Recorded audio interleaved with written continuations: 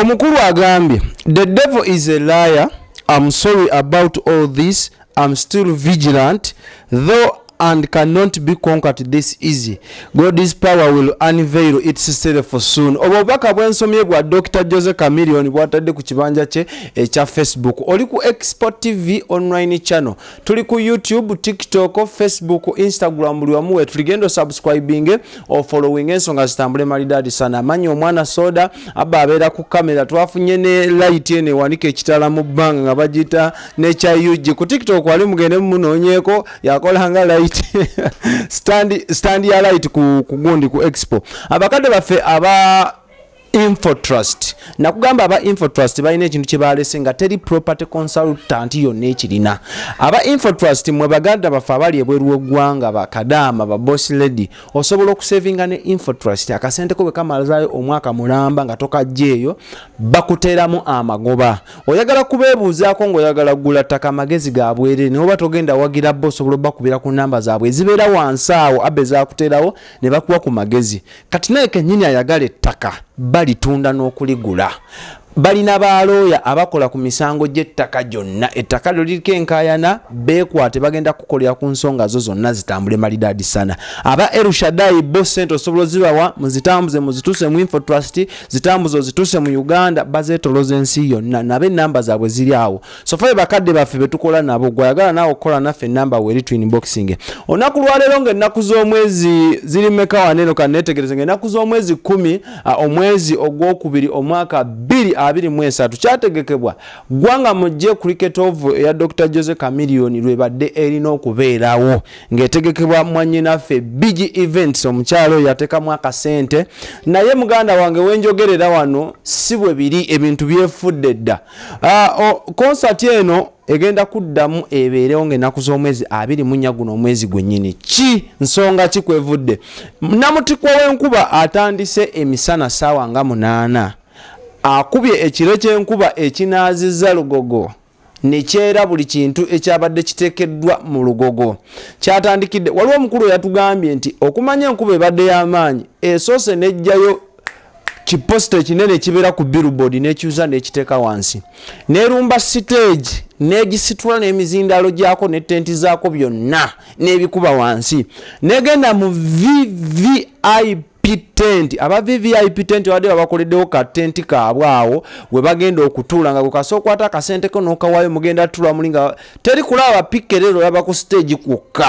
Phenom events yabadde ekintu ng'ekitegese malidadi sana eyo tent ne bagisitula ne bagikasuka nayo wala nnyo ng'ekivuute naye ng'abantu abamu babadde batandise okuyingira nga mwe mulina bana ab'emidaala babadde bayingidde dde okwekwata ebifo bwe batandika okutunda ebintu enkuba tebaganyizza kucakaza baddigize enkuba ebirinnyemu emikolo enkuba efudde embye abatema ekigambo ne mutandika okitema abanakuwaliddwa wamu ne Dr. Jose Chameleon ne munakuwala naye Dr. Jose Chameleon atugambye ye mugumu tagenda kunyeenyezebwa era abasabye abawagizi bonna abagula ticket kuva ku ya ordinary y'emitwalo 2 mugikuume safe ko agenda kuddamu abakube endongo stage yakoleddwa Phenom events ebadde ekolera abayimbi bangi stages naye nga zibeerawo naye tetumanyi ku mulundi kuno eya Dr. Jose Chameleon the legend nsuubira ebintu byonna byandibadde class above the climax naye simanyi oba lwaki stage eno bagizimbidde ennaku 7 batandika ogiteekerateekera ennaku 7 kupima wawegenda obbeera tugenda stage nga tutya ebyuma tugenda tuteekako tutya lights okumala ennaku 7 ekintu kye bazimbidde ennaku 7 enkuba ekitwalidde mu second saaga tya enkuba awo weebuuliza dokita kiki ani aloga legendi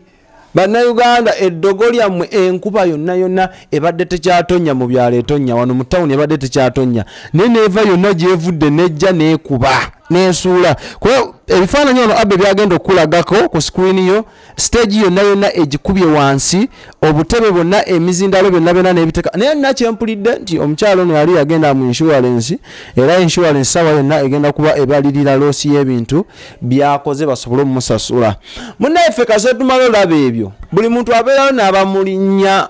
akagere oba ba kipingamizi omukulu Gravity omutujunga enjega yakabaawo nga wakayite essaawa nga 2 n'avaayo n'akuba stage post ku Facebook ye n'agamba nti Katonda bw'atyo bw'asasula Mukama akola tetumanyi abadde asasulani abalimi n'abawa enkuba etonye ebirime bibale Gravity omulujiro tegedde kachika akozaawo posti avuddeyo n'agikuba bwaguuga takomye ku ekyo n'amala nakya n'atugamba peegi yange eri act till further notice kitegeeza si yali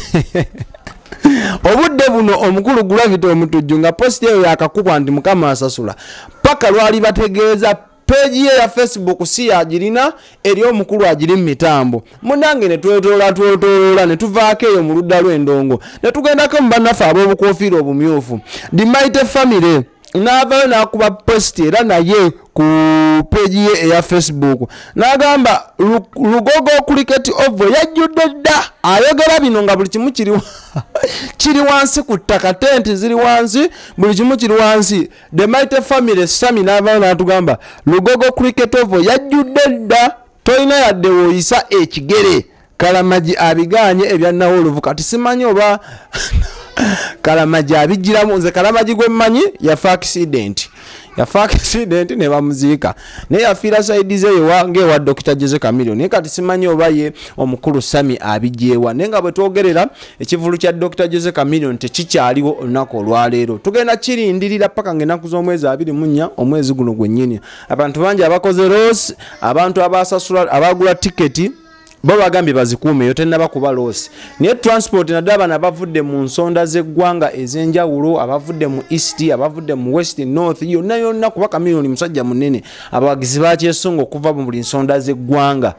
kati transport eyo yenna kalabaayo obudde wano tewali abaagula emidaala munda transport gwe bakozesezza okustroking emaali n'ogireeta kati zino emaali eziggwako buterevu zirina okuggwako erosi weeri omutegesi yennyini Bigi yategeka n'ateekamu akasente okusasulira abana ba Fenoni Events okola stage ebintu byonna reba mubimanyi byonna n'ebyuma byennyini ebyonoonese kitegeeza kati obudde buno alina okupeyinga double price okusobola okulaba ng'ekivulu kirina okuddamu okubaawo kuba alina okuddamu akola ekintu kyennyini kye yakoze n'okusingawo kuba ku mulundi guno balina okuba nga beeraliikirira ebintu biki mingi Dr. Jose Chameleon neke nyini tekimuyisiza bulungi yadde okwekaza kubawo muganda wange tolina kuvaamu kwaola ne posti gye yakubye n'agamba banayinza ebyo nabimanyiira maze emyaka over gisukka 2 mu ndongo challenges nyingi zenfunye so bino we bijja tebimalaamu maanyi naye kenyini kina ekimukosa Jose Chameleon yakoze okwetega kubadde kwa maanyi atuse n'okwekubira drive ye nga ye omuntu n'akwata kazindaalo n'ayita mu baana ba boda n'ayita ku stage ez'enjawulo ye kenyini kitegeeza ekintu kino abadde akyagala jukira waliwo ekibadde kyogerwa nti aba basajja abasatu BBC Bobi Wine Bebe Cool Chameleon tebakyasobola kuba bivulu by'amaanyi abaana be balina amafuta n'amaanyi kati Jose Chameleon abadde avuddeyo yerwaneko alage nti mwe muli baana mu budde bw'abadde alina obbalagirako enkuba nayo nemulagako nti mwenna muli baki muli wansi wange so naye kennyini abadde akyetegekedde nnyo ng'akitaddemu nnyo obudde bwe emivuyo mingi egikoleddwa Nera naye kina kibo kikola kimukosa okweteekateeka ssente ze bataddemu ate balina okuziteekamu buto okitegeera muganda wange so loosi wonna weeri abadigize naffe tunyoleddwa nnyo tubadde twasibudde ewaka abamwade mwasibudde abakyala nga mwagenze naye kalabaayi mudde ewaka mukoleki mwebake oli ku expo bingi bigenda kujja ekivu tugenda kifollowinga ensonga zonna tugenda tuzikuba tuzikutuusaako tetumanyi olwa Fenomu yakoze stage ennafu naye sesuubira kuba baludde mu bizinesi y'okukola ebintu ebyo bagiruddemu ebbanga ddene bakoze ebivvulu bingi nnyo nengera stage zaabwe ziba nungi nnyo era nga babeera successful ne tutumanyi munnange so olunaku lwa leero ekivu tekiriyo gwanga mujje tugirindirira olulala Expo TV kwobadde era bikyaleeta tukyaleeta so gwe weekuumireko gwe Kadaama nze mbayita ba Kadaama ne basse Kadaama kuba linnya liryasinga ottunda mudduke ku Info Trust muterekisa ba boyfriend sente ne bazibalyako gendo tuka musimanyi nze simanyi nafuna ebizibu naye aba Info Trust bazikuterekera gwe gulawo account then bakusavingire sente byo. Gwabuuza mbafuna ntya, kebera wansi ku video awo enamba zaabwe weeziri. Basobola n'okugulira poloti. Mwe ba boss lady baba ambassador mulamba bamuyita Phoebe ensonga za muyazi kwasaganya. Ne bwogula ettaka atuukayo ku ground n'ali kulaga nti lirino. So mubeeyunira ba Info Trust obulamu butambule bulungi nnyo malidadi sana. Namwe abagala olanga naffe oli muyimbi njagala kyolina kyagala tugambe enamba zaffe za expo zibaako. Omwana soda Abe yali ku kamera mukama abatukuumire. Expo TV to the world.